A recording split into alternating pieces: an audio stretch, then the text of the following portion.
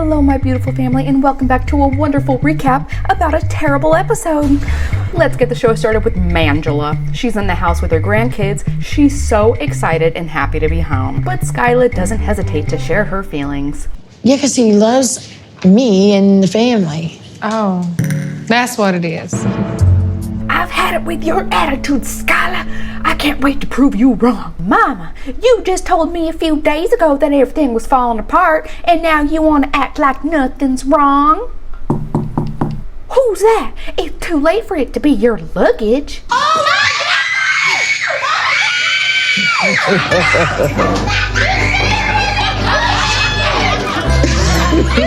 Michael is so happy to be greeted by the children's happy faces and hugs. He greets Skyla. She is still very iffy about the whole situation. And then Angela tells Michael that she is exhausted and is ready to show him the bedroom.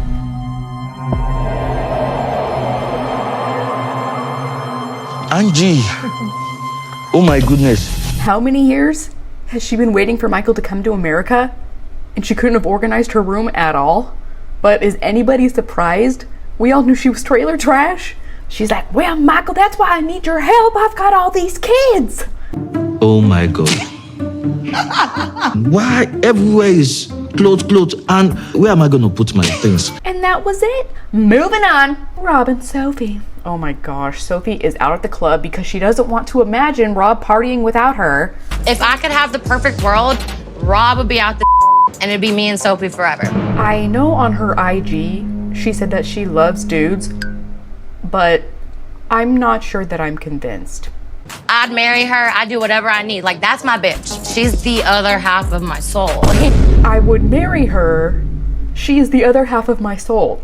How do you explain that one? How are you gonna spin that? At this point, the girls are feeling pretty buzzed because the first drink that she ordered was a triple tequila with pineapple. Meanwhile, Rob is waiting outside the club ready to leave with his buddies, and this skinny bird comes up. She's begging him for his phone number, kissing him all over, and he's like, no, don't worry, I'm gonna come back in. My gosh, when she was walking away, my husband screamed. He's like, she is disgusting.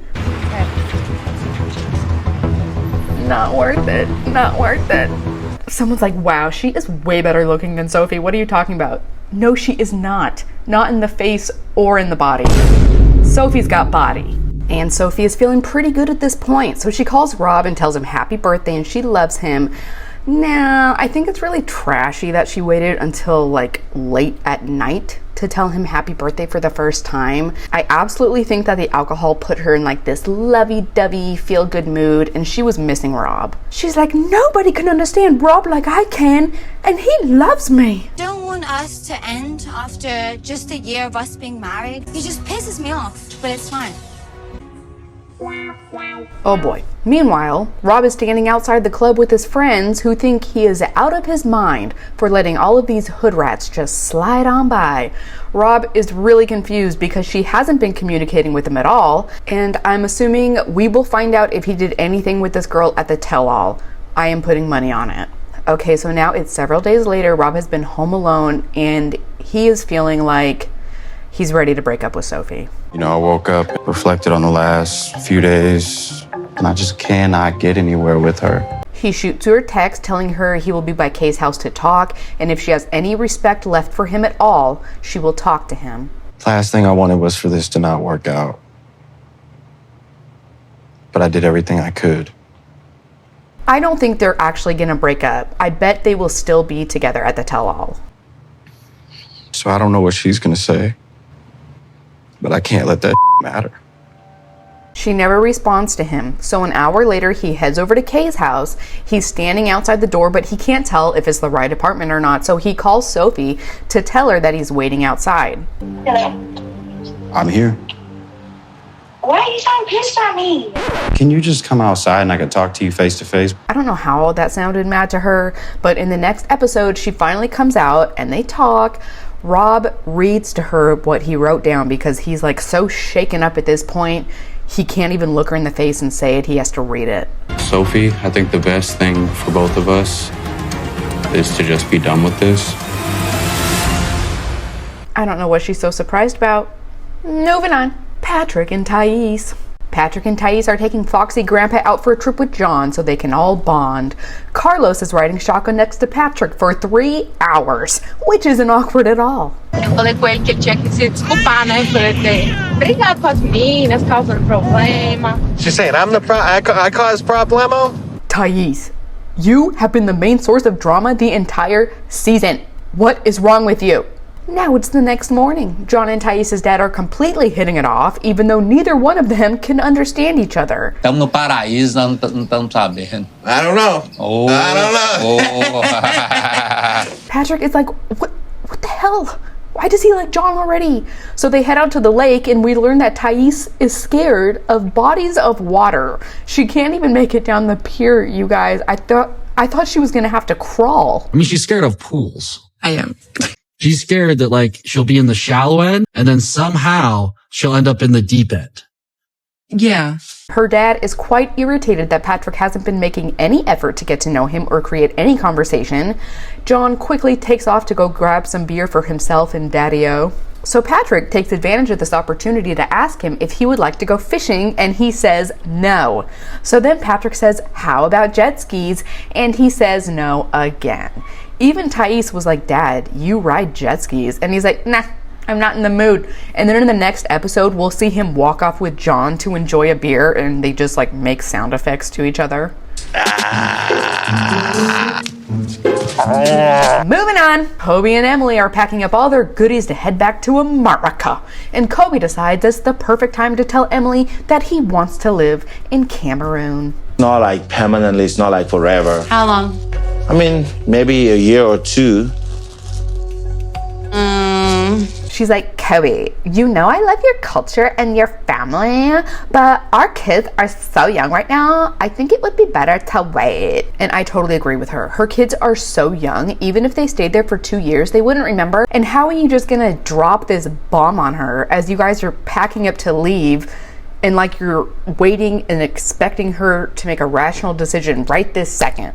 You guys need to talk about it and plan. In the car ride to the airport, they start talking to the family about it, and Kobe says that right now they have enough money saved that they could buy a home or even have one built in Cameroon, but never has a clear answer about what he would do to earn money once he is living there. And then stupid Valerie shows them off at the airport. He looks like a clown and then tells the parents, oh, I feel like I'm gonna cry, with the biggest smile on his face. In the next episode, we see Kobe and Emily telling her parents they have been house shopping for homes in America, and they don't believe her.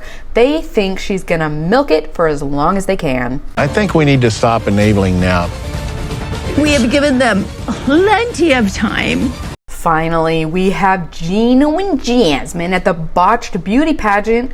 Jasmine comes walking out in her costume, and I thought she looked really, really bad. Why does she have the smallest flag in the world? She should have had like a huge one draped over her shoulders, and she could have been like walking with it and like shaking it and rubbing it on her shoulders and stuff. Oh, she's super wide-eyed all the time, and it didn't look like she practiced any of it. It looks like she just came out there and hoped for the best.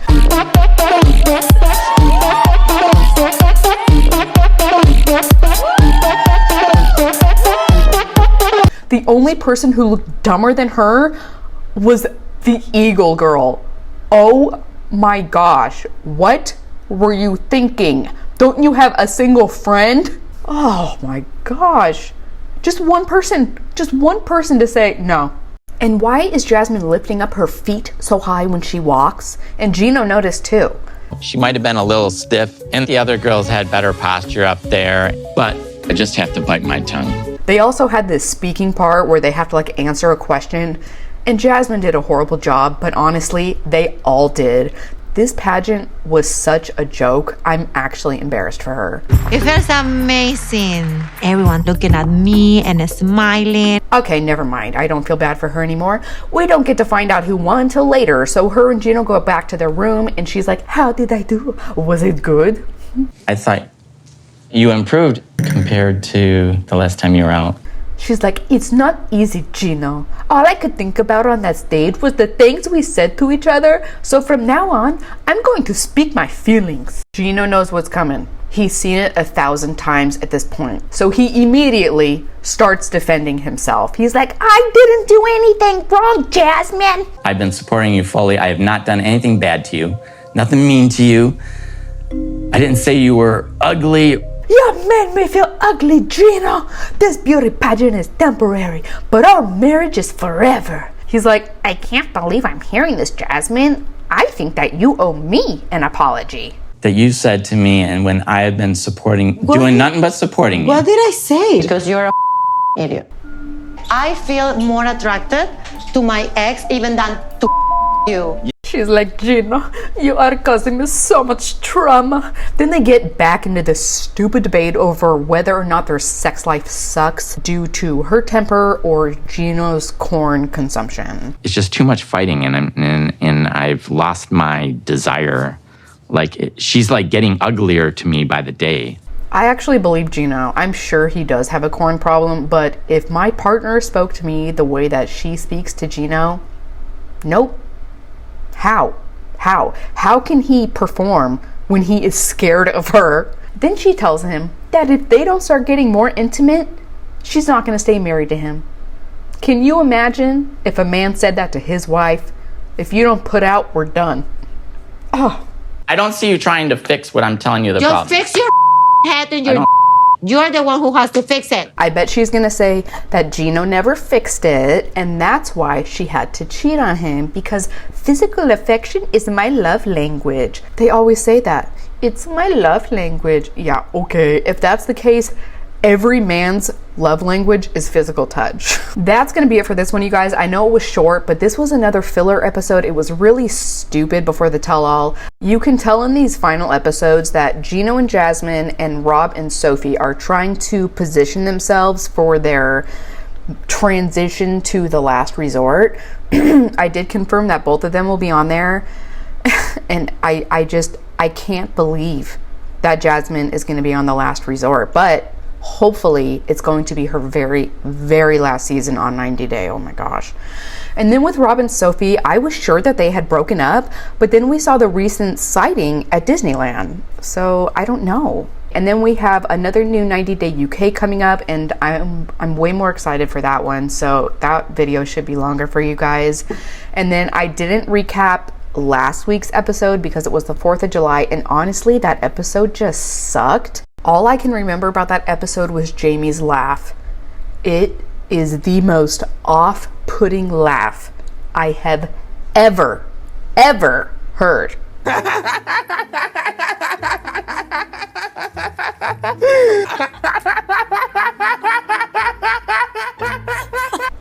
God bless the woman that has to hear that for the rest of her life.